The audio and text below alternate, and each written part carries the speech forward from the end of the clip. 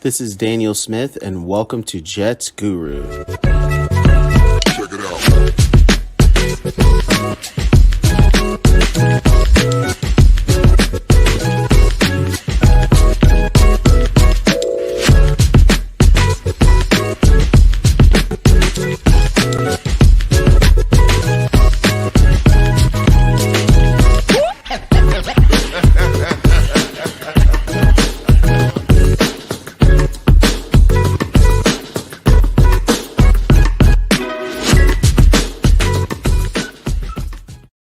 10, 9, 8, 7, 6, 5, 4, 3, 2, 1.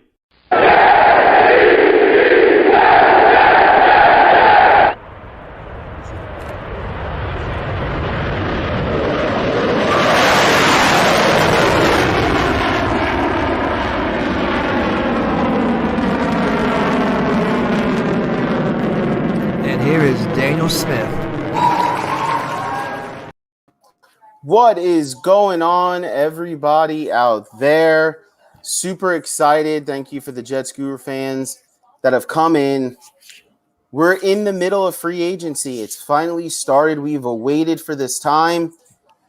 And the Jets started off a little bit slow at first, but then decided to pick it up a bit. And listen, I'm really excited about, what the Jets were able to do so far in free agency. With a little bit of hesitation, and we'll get it in later. So, you guys let me know, who are your favorite free agent pickups so far for the Jets? I mean, honestly, there was a lot of talk before free agency, guys like Samuels and Schuster and Galladay and trades for guys. But, you look at a guy like Corey Davis, and I think you just have to be impressed. I mean, he's a guy who maybe didn't live up to where the Titans wanted him to be, where he was picked. But, you're talking about a very, very good wide receiver. You're talking about a receiver who was able to kind of do it all. And one of the reasons why he was brought here is he was brought here because he fits the system. He's a good blocker in the running game, which is important in a LaFleur system. And you also have a guy who is a high producer at the position. Now a lot of people say, well, with A.J. Brown there and him being the number one focus, did he show enough? And I think he did. You're playing with a guy like Ryan Tannehill on an offense that's featured around the running game, and somehow you were able to put up really, really nice numbers. And why do we have to say it like that? Why do we have to say, oh, well, because A.J. Brown is there? Why can't we say now that A.J. Brown is not there, maybe he'll get more yards? Maybe he'll open things up for Mims. Maybe he'll do those types of things. And so, I like the production from Davis and where he's trending and where he's going. The Titans also weren't very good until the last couple of years as well. And again, a heavy run function team. You have a guy in Davis that was able to get big yards down the field. You're talking about a guy that was tops in the league in plays over 20 yards.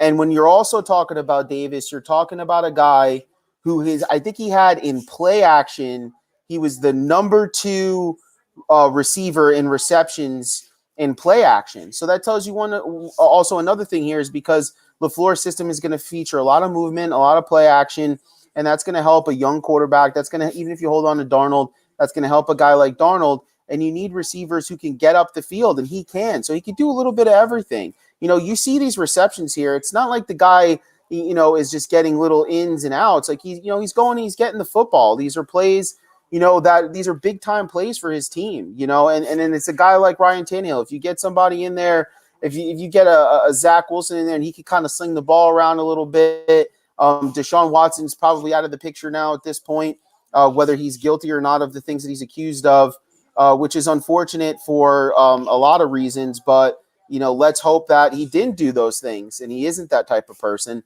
Because there are some money-grubbing people out there. But unfortunately, that pushes you out of the running for Deshaun, because the Jets are just not going to pick up a guy who's not fully, and thoroughly investigated.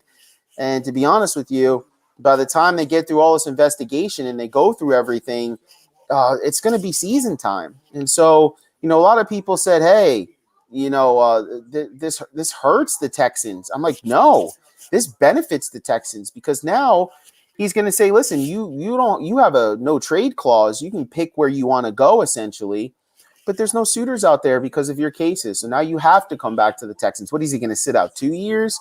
You start looking at your prospects. And so you don't want a guy who's being investigated for sexual assaults and all this kind of stuff, and then also sitting at home, not redeeming himself in the eyes of the public. So it puts more pressure on the Watson camp as well. Again, whether guilty or not saying that he is, because we just truly don't know yet. The timing and all the stuff is weird, but I'm telling you, the whole Jets thing, completely over now. So, with Corey Davis, I'm looking at a guy who's just a very productive receiver. And that's all you could really say. Is he, lights out deep down the field, just bomb it out, Justin Jefferson type of young receiver?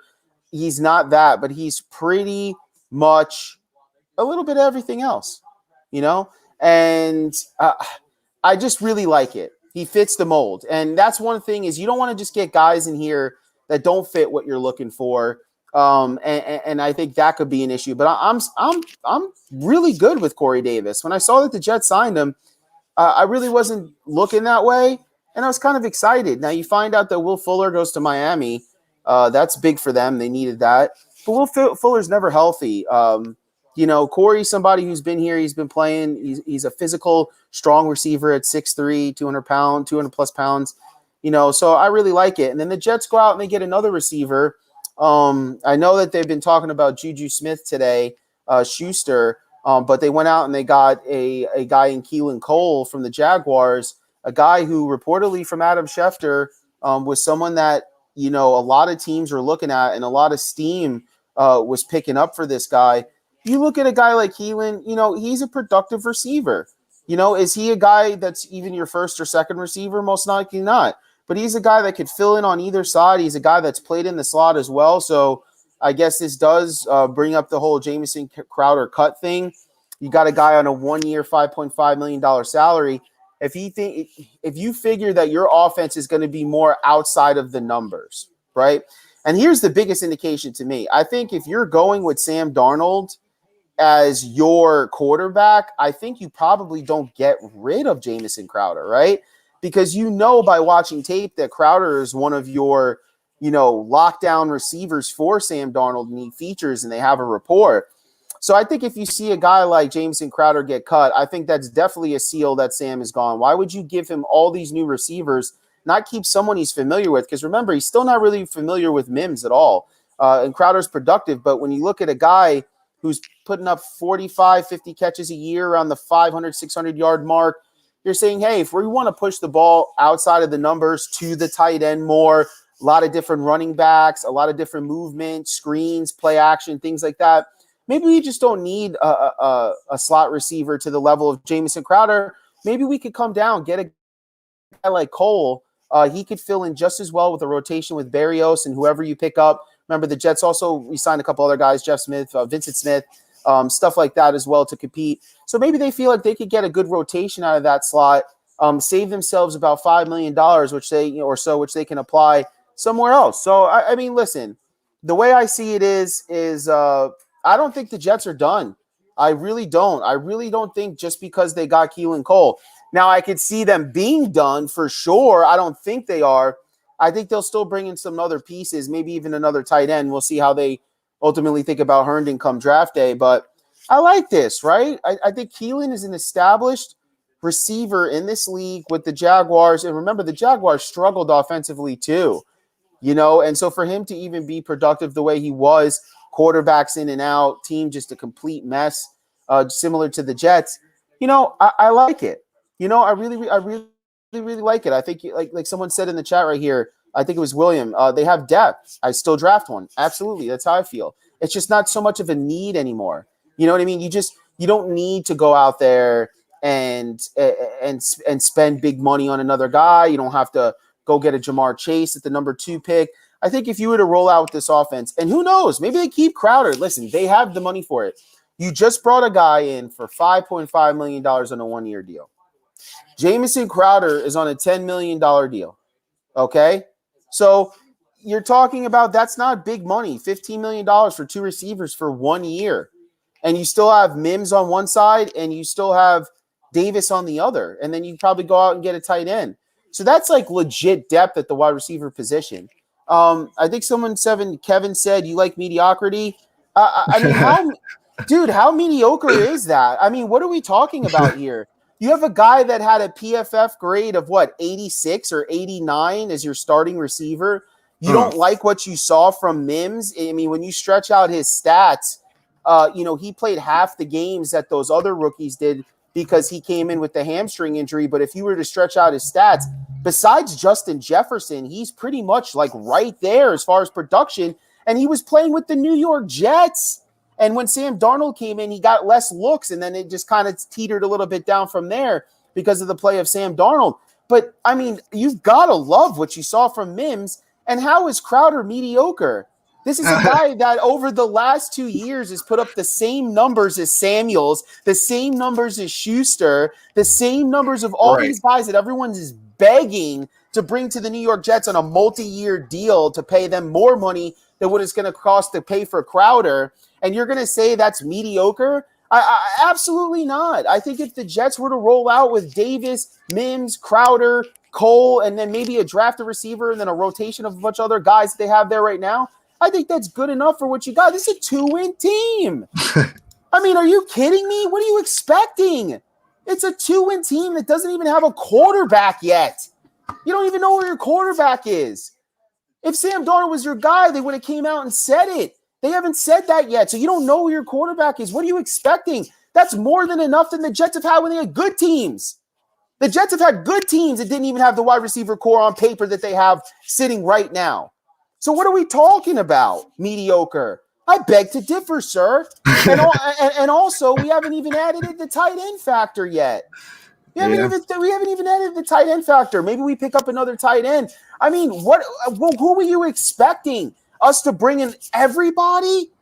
We're also the New York Jets. Have you not forgotten we haven't made the playoffs in 10 years? Just because you have money doesn't mean players want to necessarily come here, especially when you don't know who your quarterback yet is. So if I were you, I'd be very happy that we even got a guy like Davis to come in and believe in something that we're doing.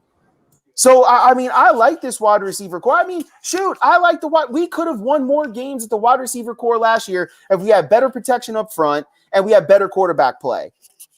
So I've seen good quarterbacks play with less talent than what the Jets have on paper right now. When it really comes down to is finding out, do you have a starting quarterback on your roster? Do you have a guy who can get these guys the ball? I saw Robbie Anderson open a ton over his career with the Jets. I saw Brashard Perryman open a ton last year. I saw Mims open a ton last year, okay? And the problem is we didn't get these guys the ball enough, and when we did, we didn't hit him in stride. I remember so many times that Perryman had to look back and go and get the ball. He's a blazer. He's a guy you throw the ball up and you let him get it. Simple as that. Same with Robbie Anderson for a lot of his career. But for some reason, we couldn't get there because of the play of the offensive line and the quarterback's bad decision-making. So I'm not so much concerned of who is playing. I'm concerned of how we're going to get this scheme to work. And so, yeah, we can go out there and get Julio Jones, but does Julio Jones fit what LaFleur wants to do? This is a very specific offense that he wants to run, and they have players that fit that system. This is a guy that's a good run-blocking wide receiver, a guy who graded out as one of the best receivers in the free agency class right now, a guy that had to share snaps with A.J. Brown, or he probably goes over 1,000 yards, and a guy that has not only produced production 20-plus yards, but also in the play-action game. So he's basically a receiver that does everything that you want him to do in the offense that you're going to run, because your offense is going to be built off of motion, off of play action, off of speedy guys moving around. Like that's what this offense is eventually going to become. And I think when you get a guy in Davis, you get a guy who's pretty much what you want. And when you add a guy like Keelan Cole, who's capable of getting you 500 to 700 yards maybe, and he's your third or fourth option, maybe even fifth option when we're all said and done, I think you got to be happy with that. I honestly think you have to be happy what they've done with the wide receiver position so far. And they may not be done. They may not be done. They could get rid of Crowder, sign another receiver. I mean, there's a few options that could still be had. And also you got to remember, as guys sit, their prices drop. maybe a certain guy gets into a price where it's worth it for Joe to jump up and make a move because it meets that chart level, the price and the talent level. So you never know what's going to happen. But if the season was to start today for a 2-win team that I don't expect to win more than 5 or 6 games this year, I am happy with what I've seen so far with the wide receiver additions. Now, let's talk about Carl Lawson a little bit. And before we do, let's get a producer in here a little bit. How do you feel about the wide receiver position and what Joe Douglas has done so far in free agency? Can y'all hear me? Yeah, a little loud, but yeah, I can hear you. Okay, cool. Yeah, I feel good about it. The move with the receiver is kind of like, you know what I mean? We'll see if it works out. It's not the greatest, not the worst, you know what I mean? Yeah, So I mean, listen, I'm nowhere near the worst. This guy was graded in the green. This guy was a stud wide receiver for a running first team. I mean, if you put Davis on the Buccaneers, I'm pretty sure he looks really good. I bet you if you gave Justin Herbert Davis, he would be very, very good. I mean, this is a good receiver. We just need a quarterback to get him the ball. Exactly. And not just that, he's going to protect Mims. He's going to protect Mims because he's a more polished receiver. So as long as the wide receiver group is healthy, they're going to have to figure out. And listen, I talked about this with Kevin, and we talked about this on Jets Guru audio podcast. And if you guys haven't listened, we're available on all audio podcast formats that you listen to. Just type in Jets Guru, you can find us. And we just spoke about the free agent additions. We talked about how they're going to complement off of each other because we saw early in the first half with Mims, when you featured him, you threw him the ball, he got into a rhythm and he was doing his thing. This was entirely up to the play calling and the execution of the quarterback is the reason why he didn't have bigger stats. I guarantee you if he was on another team, he would have had way, way more of an impact. And so I think there's going to be games where Mims is going to get into a rhythm with whoever the quarterback is, and that's going to free things up. And they're going to have to figure out who's the number one receiver for the Jets. And I believe if they still hang on to Crowder, he's going to be someone to mess with too in the slot. So, and here's the thing. We all know what the 49ers have done the last few years. They get a rotation of running backs that they like to keep it fresh, and they utilize them on the outside edge. They go ahead and bring back Josh Adams, right? I think most Jets fans could say that they like what they saw from Josh Adams. What we didn't like is we didn't like what we saw from Adam Gase and his lack of attention in giving them the ball. It was a big-time issue for this Jets team. We spoke about it. All of us did, didn't we? We spoke about why can't you play Ty Johnson? Why can't you play Josh Adams? Why do you keep giving Frank Gore the ball? Even when he broke that little record or whatever it was, or he moved up into the next thing. Okay, bet. You got it now. Let's see with the young guys. So he plays the young guys because he has no choice. They give him a 200-plus yard game. And then Frank Gore comes back and he doesn't really play him again. And every time he does play them, they have good runs. And then he sits them down. He doesn't let them get in good rotation. That's going to change here, okay? He's going to utilize – if they keep Ty Johnson, then he's going to be utilized like we saw when he did play well, running on the edges. We're going to see Josh Adams used correctly. We're going to see probably two more backs on this team. Running backs are important to this system, and they're going to have a healthy rotation of it. So I'm excited for that as well. This team, again, we got to temper our expectations here, folks. Let's be real here, okay? You got a Miami Dolphins team that's ascending. They just got Will Fuller. Okay, they're still going to have a good defense. They can run the ball. They're going to be tough. The Buffalo Bills, okay, they're the division leaders right now, okay? Then you got the Patriots who went out and spent a ton of money. Now, I think they overspent. I think it was a bit desperate on their part, but they had to. They had no choice. They had to go out and do something, and I believe that they're going to be better than they were last year, and they won 7 games. So expect an improvement, I believe, from New England, no matter how you feel about them. You don't bring that much talent over and don't get a little bit of an improvement. You also got to remember Cam Newton was playing well before he got COVID, and after that, things really started changing for him. Maybe with a full year again, like a full offseason in this offense, with all the protection that they're giving them, and then bringing that defense back, they could slow the game down, not make Cam do too much, keep it simple, use a little bit of that athletic ability that he has. And so, again, Matthias, right there with you, buddy. We are 4th in the AFC East. I mean, that's just right now. And you can't say nothing that's going to tell me otherwise because we're a 2-win team without a quarterback and we're rebuilding. We have multiple holes. So, and we spoke about this on Jets Guru too. The AFC is getting better each and every year. It is shifting, and soon it's going to be completely dominated by the AFC. All the good quarterbacks, all the good young quarterbacks seem like they're in the AFC. The Jets need to do this the right way. They might have about $51 million in cap space in 2021. They don't have to go out here in year one and buy every single player up that's available when they're not going to do anything for a year or two. So I think it's very important for the Jets to be smart here, to bring in guys who fit your system. And I think that's what they've been doing for the most part, bringing in guys that fit their system. And then you also go and you attack, you play, and you see what's available. Okay, what are our holes going into the next year? It started a while ago with maybe the offensive line gels, right?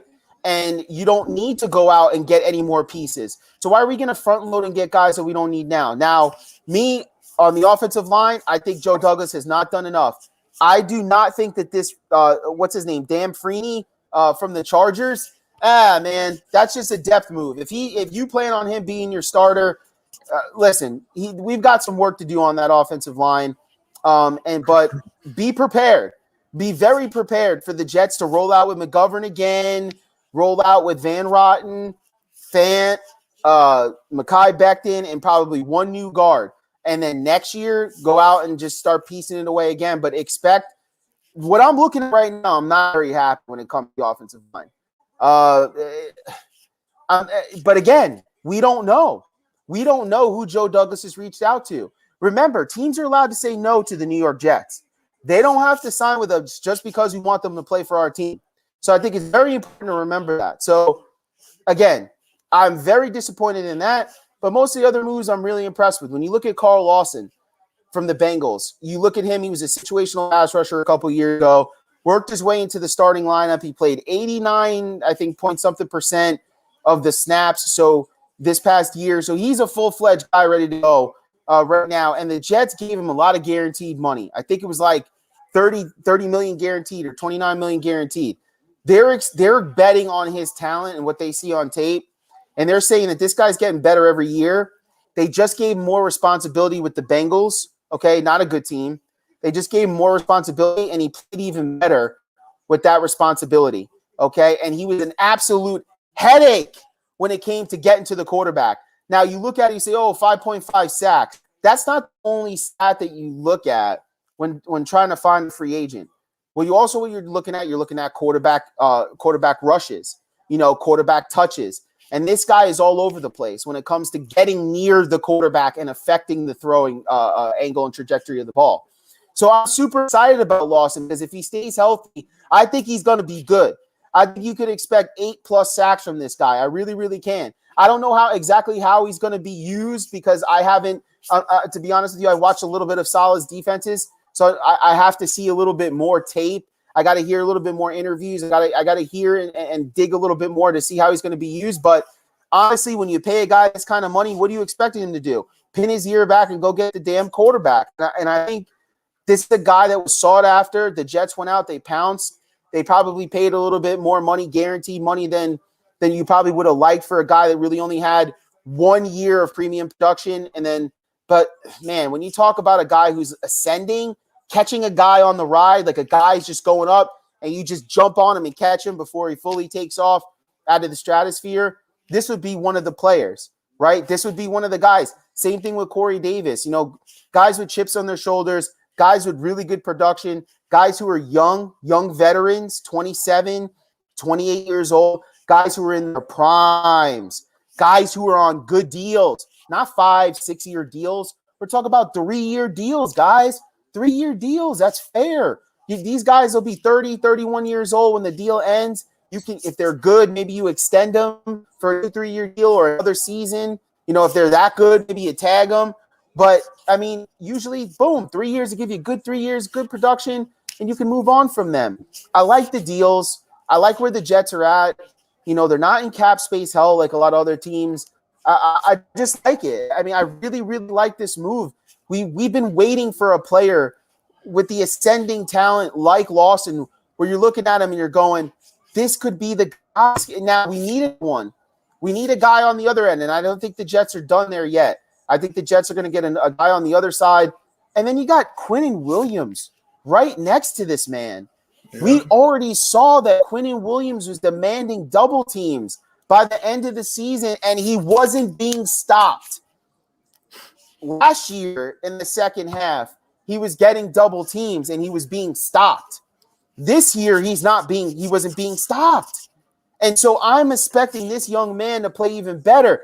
And they can play off each other because you're going to have to pick and choose. Because Lawson is feeling it and he's giving you that pressure off the edge, you're going to have to start leaning. And that's only going to let a guy like Quinnen Williams work on the inside and just do some damage and affect those throws. And if you can get somebody on the other side, now we're cooking with Crisco. Now you don't have to go out and get the top-notch cornerback right away, right? If you get another pass rusher on the other side, you can roll with Austin.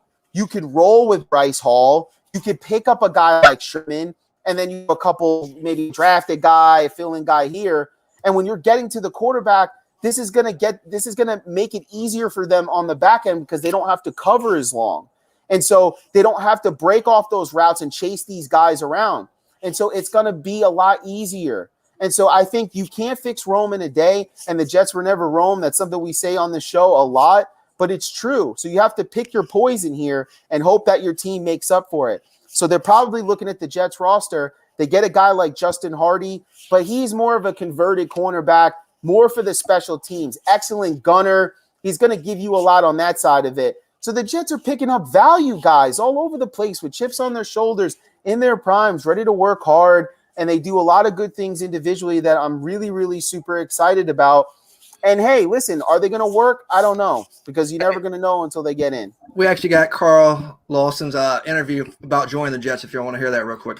Yes, absolutely. Let's hear what Carl has to say. I looked up some stuff on YouTube about Coach Saleh. I've heard about him throughout the league. And I saw he took the job here. And I looked at some of the interviews and I just came away with like how impressive he was, the message that he was preaching. And then even a video, I felt like he was talking to me. So that was like, in the back of my mind, it kind of started there. And then I was seeing that he was here and there was availability at the spot. I was like, wow, I was thinking about that scheme that perfectly fits my skill set. So those are just, since we got a short amount of time, those are the first two things that kind of really attracted me here. But there's millions of other things that really attracted me here. Just from my mom was born in Georgia. So you hear what Carl has to say, and you hear the one thing that he got super excited about in that interview is the fact that the scheme fit him. And so there was a lot of Jet fans that were wondering, like, who the hell is Carl Lawson? You know what I mean? Why Corey Davis, right? Well, again, what we talked about in the beginning of the show, this is what gets me excited about the Jets, is that this coaching staff, they're not bringing in names. Like, right. Oh, this is a big free agent. He's a great player. He'll fit in somehow. No, we're not going to pick players that will – we're picking players who fit our system. Because ultimately, isn't that what you really need? You need a guy that's going to be the piece that you don't want guys out of position just because they're talented. You want a guy that's going to be able to do what you ask him to do, and it's going to click because his frame, his mindset, his skill level fits what you do. See, that's another thing that people say. They say, oh, well, you have a great player, you change it up. And that's true. If you have a great player on the roster, you could change things up for him because they're a dynamic player. But when you're talking about the whole of the team, you look at a guy like Lawson, well, what you're asking him to do on defense, what you need from a guy, that's what he does. And that's what you need. I don't know if we got Juju. I don't think we got Juju unless we got him since I've been on because I can't check the news. He wants to know where his mom's from, so here we go. I'm going to just finish this up for you real quick. Okay. My dad is, just from my mom was born in Jersey.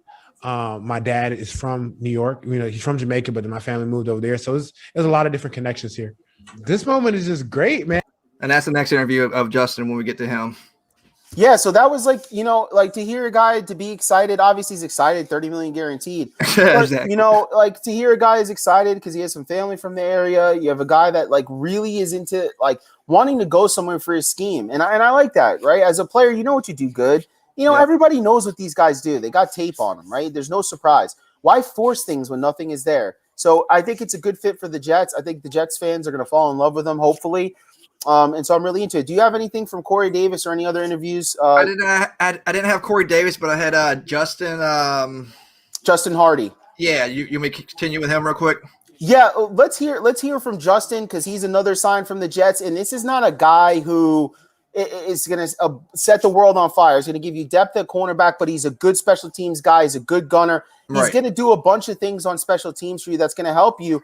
And listen, as a Jets fan, okay, if anybody knows about special teams being important, it should be Jets fans because we've had guys like Brad Smith, Leon Johnson, Leon Washington, a bunch of different guys who we fell in love with from the special teams perspective. And this guy, Justin Hardy, could be another guy like that. Remember, we had, what's his name? The other guy, Miles, number 45. You know, a lot of guys that, you know, really give a lot. And it doesn't seem like it. But when you're playing, when you're a gunner and you could be a guy who can get down there and make tackles consistently, that's saving you 10, 15, maybe even a touchdown down the field. You know, we talk about how important field position is in this game, and it starts at the special teams position, and it starts on that kickoff. And so go ahead and play his interview. Let's see what Justin has to say. Because, I mean, look, I'm in an organization that really wants me to come in here and thrive. My family is proud of me. It's just a great day. Like, you can't, you know, so, I mean, yeah, man. The Jets were one of the ones who really, you know, reached out to me. This is Justin. And really wanted me, you know, and that's where I wanted to go, somewhere where I was wanted, not where I was just tolerated, somewhere I can take advantage of the opportunity and be a part of something special. And very looking forward to, you know, being in New York and being a Jet. It means a lot to me, you know, just like I said, just being wanted, being undrafted, you know, you're rarely wanted. You know, being undrafted, you get the short end of the stick. So to turn those tables around for me in a positive light, you know, it's a true blessing from God. I don't know if you all can see me, but right here, how impressive he was, the message that he was preaching, and even a video, I felt like he was talking to me. So that was like, you know, in the back of my mind, it kind of started there. And then I was seeing that he was here and there was availability at the spot. Hey, Daniel. Can you hear me? Yes. That was it. I don't know why I didn't stop. Oh, okay. Well, yeah. I'm sorry. No, that's awesome. No, I love that. You know, I love the cut from him, and I thought it was really cool, you know, what he had to say. And, you know, you know, when you're a free agent, someone seeks you out. You know, and for someone to come and right away, you know, guys like Hardy, a lot of times they get signed towards the back end of free agency. You know, usually the teams are looking at what they have next last and like, okay, let's take this taken care of, get situational guys. The Jets wanted him. They went out right away. They realized how important it is to have good special teams, to have good kick coverage, to have good returns. You know, it's very important to this team. You know, that's what I'm really liking about this is that they're doing everything the right way. They're doing the small things. You're starting off by ownership, empowering your GM to hire the coach, empowering the coach to hire his own staff. The coach says that the staff is going to call the plays because he's the head coach. He's got other responsibilities he needs to do. You bring in guys like Corey Davis, guys like Lawson, guys who fit your system, but also are individually talented and put up numbers and they're respective in their own places. And that's why you're bringing them in. So I'm liking what I'm seeing right now. I really, really am. I like the way they're going about this. Now, again, if I have to give the Jets so far in free agency, I would give them a B-, right? I'll give them a B-, right? Because the offensive line has to be taken care of. And right now it's really, really tough because you're looking at the options that are available and there's not a whole lot left as far as the premium guys. And so looking at the Jets, you know, maybe you figure if you can draft a guard in the draft, you put him there, and maybe, you know, you felt that McGovern was a little too banged up, and so you give him another opportunity at the center position. But me personally, it was one of the biggest needs for the Jets in the offseason was getting a new center and moving McGovern to guard because of his contract situation, and then getting another guard like a Thuney or Sheriff, something like that. And then you could roll with Fant and then Becton. But now you're looking at it, you're like, damn, I really hope that the guy from the Chargers is really just depth and doesn't wind up pushing himself to the starting line because guys fall quick, man.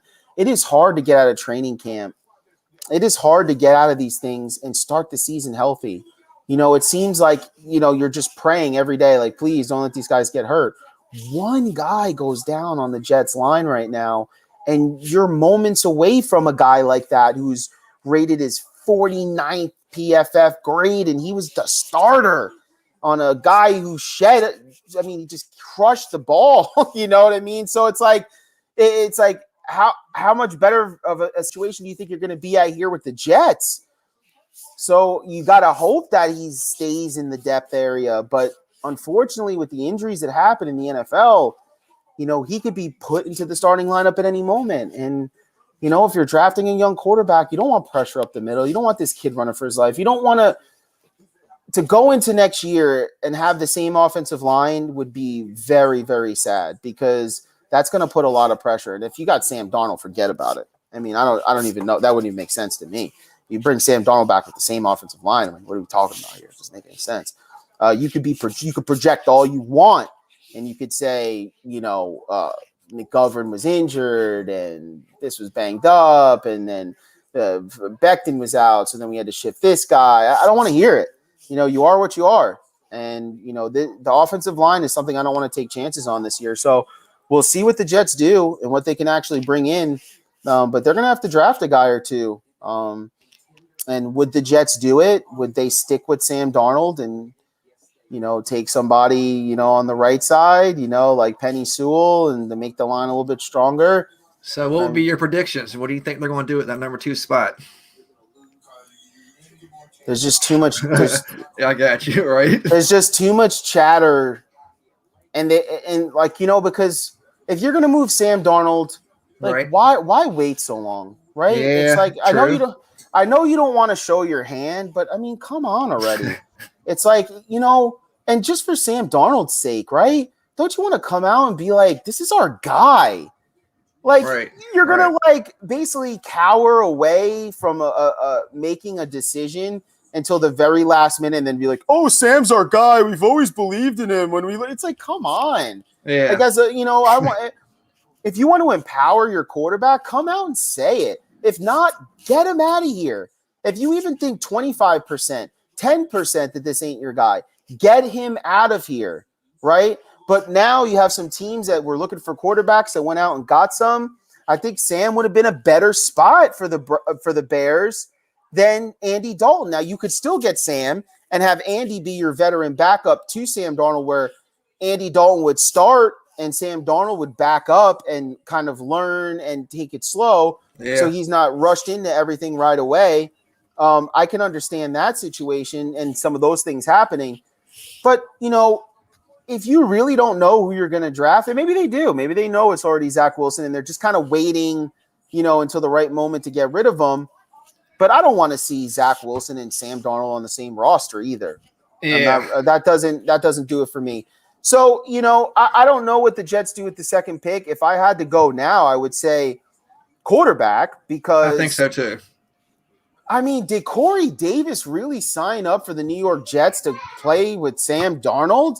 I'm not trying to knock the guy like that, but I'm just saying, you're telling me the question wasn't asked. And if I'm Corey Davis and I don't ask this question, then maybe I should be considering whether we want Corey Davis on this team or not. Right. But I'm pretty sure that Corey Davis somewhere in negotiations was like, who's the quarterback? What do you got? Like, yeah, I'm a receiver coming off the best year of my career. Right. I cannot chance having a season where I'm just not utilized. You look at what happened to Robbie Anderson moving to the Panthers. He's a Pro Bowl receiver practically. Boom. Just a couple months removed, you put him in the right situation, you hit him with the ball properly, right, and then it's a different story. So I'm assuming that he said, hey, what's going on? And they may not have flat out told him who the quarterback was going to be, but they were probably like, the draft is looking pretty strong. You know what I mean? Like one of those types of deals where you're not giving away too much. Like, we love Sam. He's a nice guy. The draft is looking strong. There's ways you can go about it. But if Corey Davis came in here without the Jets giving him any type of inclination of who's going to be the quarterback, or if it was just Sam Darnold, then wow, then there's going to be a lot of expectations on this kid if he does stick around, and I think almost too much. But What else did we get? Who else did we get signed? No, there's one other guy slipped my mind for some reason. Was it Davis? No, was it Davis from the Lions? Linebacker? Yeah. What was his name? It may not have been Davis. I'm trying to pull up my list here. Oh my. Let me see what I got here. We got Hardy. We got Lawson. We re-signed Josh Adams. Jared. Yeah, it was Davis. See, I'm seeing Jared Davis. Myself. Yep. Jared Davis. So Davis from the Lions. People are split on this. No. I'm talking about not Law. Let me see. Vincent Smith. No, who was it? No. Keelan Cole, Feeney. I don't know why I can't remember the name for some reason. I can't remember the name. Was it Davis? Yeah, maybe it was. So from the Lions, what I learned from this guy, first round pick, never lived up to the Lions. Last year is his most productive year. It's a 1-year deal. It gives you some speed on the outside. He was good in coverage last year. Again, he hasn't lived up to the expectation. But listen, you got to take flyers out on these guys. These 1-year deals are good. You don't want to lie. I've never heard of them. You don't want to get sucked into too many different deals where you're paying guys multiple years and this and that, and your team is not ready. It is Davis.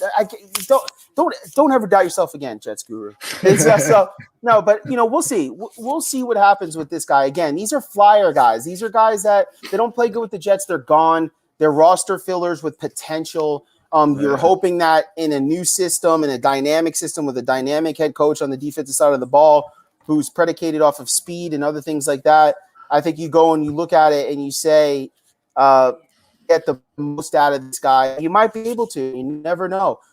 Joe Douglas, he's had success pulling guys from other rosters who, were throwaways or guys that nobody wanted. They had some production. He's a good evaluator of talent from what everyone has said before he came to the Jets, and which really honestly made him a GM candidate. And so when you look at this, he's filling out the roster, edge rushers, linebackers, wide receivers, and some depth, on the line, which whatever. I think you look at it, you get a guy in special teams who can help you fill out also some depth at cornerback. You get a guy in Keelan Cole who could come in and, spell a guy for some rest, or he could be a fourth wide receiver option if you spread him out. And so, it's one of those things where I look at this offseason and it may not look flash right now, but I think these are good football guys. And I think these are guys that fit the scheme that we're trying to do. And that's what I want, because the last few years we've been signing names. We've been bringing in coaches who were gurus and, mismatch lineups. The players didn't fit the scheme. And so I don't care who it is. I don't care if it's a named guy or no named guy. If he could do his role and do what's asked of him, it makes everything simple, and that's what they did with the Patriots for so long. They were so successful. One of the things that they said was that Bill always asked the guy to just do his job. Don't worry about what everybody else is doing. Do your job. And when everyone else is doing their jobs, it'll be a cohesive thing. And I think that when you get guys who fit your system, you don't have to teach them the little extras on how to play fast in that system, because you have a guy that's out of place. You have to teach him not only the scheme, but you also have to teach him how to play freely within that system, because he's coming in a different way. Now you got athletic freaks all over the place that could do some different things, but we're not looking just for that. We're looking for guys with smarts who could play within what we're trying to put together here. And so if I have to give the Jets offseason a grade so far, I would say I'd give it a B-. What would you give it, JR? A B. Did you see the re-signing of Josh Adams? Oh, you can't hear me? Okay. Yeah, I'm a little late. We're lagging. Yes. Yeah. We talked about Josh and how important that is too, because I think when you look at what the 49ers were able to do at the running back position, they like to rotate guys. They had a bunch of backs that they rotated, and they all performed pretty well. I mean, LaFleur puts guys in positions to succeed. I think the pre-snap motion, the Jets were one of the worst in the league at pre-snap motion, but the 49ers are one of the highest teams that do those things. And so, you're going to try to exploit. You're going to try to see what the defense is going to show you. I think this will slow things down for Sam Darnold. It'll open some things up for him. to see what the defense is presenting off that motion, because now once you do that motion and you get set, they have to adjust to that motion. When they adjust to that motion, it's going to open up and you're going to be able to see some things where you need to go, because they're going to come out in one set, then have to adjust. So it's going to open up, make it a little bit easier to read. It's also going to give you a little bit more time to speak to Sam Darnold as well. So I expect the Jets to be crisp with their offense, come to the line quickly, most plays, so that they can get a nice look at the defense, get their pre-motion going, and then LaFleur can talk to Sam even more about where they want to go. I really, truly believe that it's almost like a Jared Goff situation when it comes to Sam Darnold. And there, it is what it is. If you got to ride with them, you got to ride with them. We don't make the decisions for the Jets, and so just hope that it is the right decision. Everything else that they've been doing, I think, have been pretty sound decisions so far. And so you got to hope that if they do choose Sam, that he plays a lot better. I mean, you got to expect Sam Darnold, regardless, to play better than he played last year. He played better than he did last year, his second year, and his first year in the league. And I believe I don't believe Sam Darnold's a top 10 quarterback. I do not believe that at all. But I do believe that he could have a long career in this league, and that he could come in and play a few games, and then maybe even a few years from now when everything clicks for him, or if it does, maybe he can go ahead and really play in some meaningful games one day. But I don't think he's a top 10 talent in this league. So they're going to have to make a big decision, because you can't just say, we'll just get a quarterback next year. The draft and the way the NFL works, man. It doesn't work like that. You're in a position to take a quarterback. You have the number 2 pick. You have money and everything else to surround around this young guy. You just got a new coach. You just have a new offensive system. Everything is looking you in the face saying, start over. It's almost like if you're in a bad marriage and everything is going really bad and you have all these different things saying it's time to go, but you keep hanging in there, but then you feel in the misery. Well, hey, that's on you. If you want to keep feeling that misery, the writing is on the wall, but you have opportunity in front of you. And so it's one of those things where, next year, Jets win 5-6 games, push themselves out of a top 10 pick, or maybe out of the top running because the quarterback class isn't as deep next year projected as it is this year. And so then maybe you get stuck where you don't draft Matt Stafford, you draft Mark Sanchez. Right now, you might be able to get Trevor Lawrence, but there's a bunch of other guys that are going to hit. I doubt it. Trevor Lawrence is going to be the only quarterback that hits. But I want a little bit of a choice here, right? I want a little bit of a choice. I don't want to have the third, fourth best quarterback off the board when I had 2 other guys ahead of him that I liked. I want to say, okay, Zach Wilson is a guy that was on our board, so was Trevor Lawrence. Trevor Lawrence is basically untouchable unless you had the first pick, so you can't even count him anyways. Who's left over that I think could be a star? Zach's there? Okay, let's take him. Next year, you may not have that option, and you may be looking for a veteran quarterback to play with your team. Once again, the Jets' MO, if they don't get this right. And so, listen, I appreciate all the support for you guys tuning in. We try our best out here to do, and you guys are amazing fans tuning in each and every week. If you want to support us, the best way you could do it, we don't have any donation boxes right now, is to share this show. We do not talk politics. We don't talk any silliness and nothing like that. It's all Jets football, all Jets thought and opinion. And let's do a giveaway really quick. I got like a Jets helmet. Let me swing over here. I got this Jets helmet, this Lego helmet thing here. Okay, that's I don't awesome. know if you guys could see. Yeah, so I want to give this away to someone because it's super tedious, and I'll be moving soon, and I don't have time for it. I'm gonna add to your gift. Since you're doing a gift, I'm gonna watch it. Okay. I got something for y'all. All right. All right. Since he's doing that, I'm gonna think on the fly, and I'm gonna add this to the helmet for somebody. We'll come up with something, but it's an action figured Tim Tebow. Can y'all see that? Still boxed All right, up. So there you go. Look at a classic Tim Tebow. So we'll do a giveaway now. We'll do the Tebow and we'll do the Lego helmet that you put together. So if you guys are interested in winning these prizes, what I want you to do right now is I want you to share the show on your personal page, not in a group, but on your personal page, and tag either Jets Guru in it or tag myself, Daniel Smith, in it, and I will put you into the running when I see it, and then we'll release the name next Thursday, and then we'll get that out shipped to you next week. So, hey, you're right. That's why I'm giving it away, because nobody would. No, that's not true. Listen. Hey, it's a classic though, Tim man. Tebow was. We did them wrong. Tim Tebow is one of the best. It was one of the best college quarterbacks of all time. Listen, all right, I'm going to talk about Tim Tebow a little bit before I leave. Okay, There we go. There we go. All right, listen, little extra overtime Jets guru, right? This is how I feel about Tim Tebow. I feel like Tim Tebow wasn't done right. And the reason why I say that is this. When he took over, the Broncos were 1-4. They were done in the water. When he came in, it may not have looked pretty all the time, but in the fourth quarter, he was one of the better quarterbacks in the league, and he got the job done. He won. They went out and beat, what is it? Yeah. They beat the Pittsburgh Steelers, who were like the number one defense that year. They had a great game. Yeah. Who did they run into in the second round? They ran into Patriots. If I'm not mistaken, the Patriots went on to either go to the Super Bowl or win the Super Bowl. So, I mean, it's not like everybody else was losing to the Patriots too. That final year, that next year, they knew they had a Super Bowl caliber team, right, that they could put together. They went out and they got Peyton Manning. Okay, now I understand that, right? I understand that 100%. But at the same time, I think if they could have had an opportunity to change the way the game. Got to go back, right? Go with the 3-4 running back, 2-3 tight ends, outside receivers aren't as big because they would beat down on teams. And in the fourth quarter, the reason why Tebow was making those big plays is they were running the hell out of the ball and they were abusing those teams. I think if you worked in more play action, you got more tight ends. You did things a little bit different and creatively. I understand that it would have been bucking the trend and you would have looked foolish if you failed. But I really do think if you could win with that offense, you could grind teams into the ground. I've seen it. Imagine Derrick Henry and Tim Tebow on the same team, okay? And how you could use them in the run-pass option, how you can use them in play action, how you could do some different things. And Tim wasn't as fast as Lamar Jackson or any of these types of guys.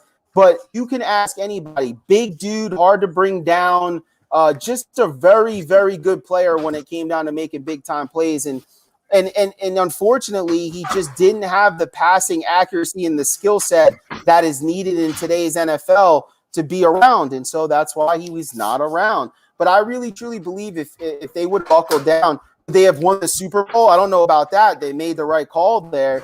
But I think that if Tim was given a fair shake where they really were like, let's change the offense and put it around him, I think you could have saw some success for him for a couple seasons for sure as well. So definitely, definitely. It sucked. It sucked for him. It sucked for him because he seems like he's a nice guy. I don't really know him. But to be one of the most productive just players in football history and not really be given like a legit fair shake after you take your team to the playoffs, you just discard and then everyone's like, oh, okay, the magic is up. Well, how do you know the magic is up? Because when they did kind of play my style of football, I took 1-4 team to the playoffs and beat the number one defense. But when you took that away from me and you didn't put the offense in my style of play, that's when I struggled, obviously, because I'm not that type of player. Again, we talked about it before, player that fits schemes. If you try to bring in a guy like Tebow, right, and you try to have him fit into what you're doing in a passing traditional offense, it's not going to look right. But if you try to do something like you saw they were doing in Denver that year they went to the playoffs, I think they could have replicated that again in other seasons, still had success. I'm going to give the people an option. It seems like everybody's hating on Tim Tebow. So you can choose between Tebow or Mark Sanchez. So you can take your pick. God, this is why we're losing. Listen, this is why we're losing. It's this guy right here because he's holding on to these relics, okay, and they have power. I mean, listen, we're going to have to do a whole episode about relics, okay? And you're holding on to that. Where's Fitzpatrick? Go ahead and show us the Ryan Fitzpatrick one, too. I know you got it. No, I don't have that one. No, yeah. Okay, get rid of those things. Okay, separate them from each other, all right? So if you want listen, hold on. Let me bend right back down and show you again because I don't want them to think that they're just getting the Tebow thing. I'm not trying to do that to these people and Mark Sanchez. Right. So this thing, look how intricate that thing is, right? There's one tedious Jets Guru fan right now that is looking at this and they are super excited. And so we'll send that out to you. We'll send you Tim Tebow or Mark Sanchez. And I mean, if anything, some people are just Jet fans and of Jet history. And so they're really good action figures. They're beautiful looking. And so if you have a Jets room, you can put it in there. It's free. Okay. Yeah. All right. All you got to do is share Jets Guru on your personal page and tag. I would like something too. I would like some of our, big fans that's in here every week for our show to email either me or Daniel, of your voice saying, blah, blah, blah, this is me, and you are watching Jets Guru, and I'll throw it in the intro for you. Yeah, we'll feature you. Just message me an audio clip or email an audio clip to Jets Guru, and we'll put you on the show's, promos and previews and right before the show. And so, we want this to be interactive. We want you guys to be included. You guys are wonderful people. I've met a lot of you, and you guys support the show. And so, it's awesome. So thank you guys so much for tuning in. Really appreciate all the support. You guys are amazing.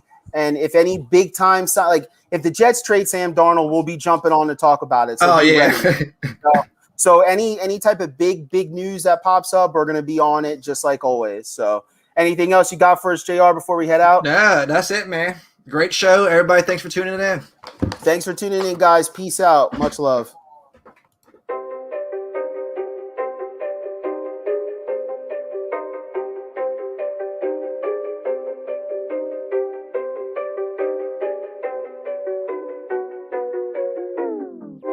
All I hear, go get the money. So I go get it. Hate means I do something right.